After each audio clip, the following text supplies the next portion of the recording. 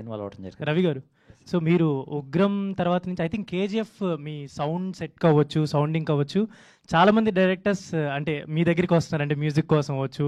But మీరు అంటే only few projects accept చేస్తూ చేయడం, మీరు అంటే మూవీస్ డైరెక్షన్ చేస్తున్నందువల్ల అది అవ్వట్లేదా, ఆర్ ఎల్స్ ఓన్లీ సెలెక్టెడ్గా వెళ్తున్నారా సినిమాల పరంగా? After KGF I head like lot of films came to you for that sounding it self, కానీ మీరు యాక్సెప్ట్ చేయకుండా ఓన్లీ కొన్ని ఫిల్మ్సే చేస్తున్నారు. యాక్చువల్లీ నా చేతిలో I can only give the 5 movies ఇయర్లో. ఎందుకంటే నేను I will travel with the director and production house. So అది ఫస్ట్ నుంచి నేను అలాగే వచ్చేసాను. So I have to give the best.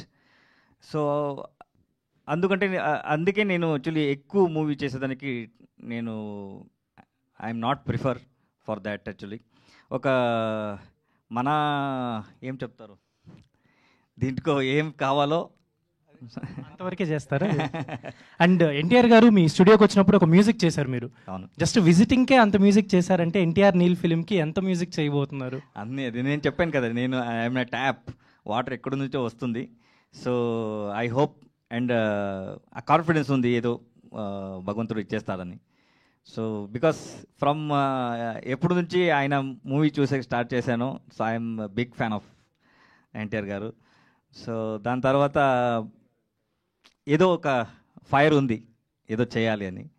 So 100%. So particularly Veerachandrahasa movie గురించి తెలుగు ఆడియన్స్ కంటే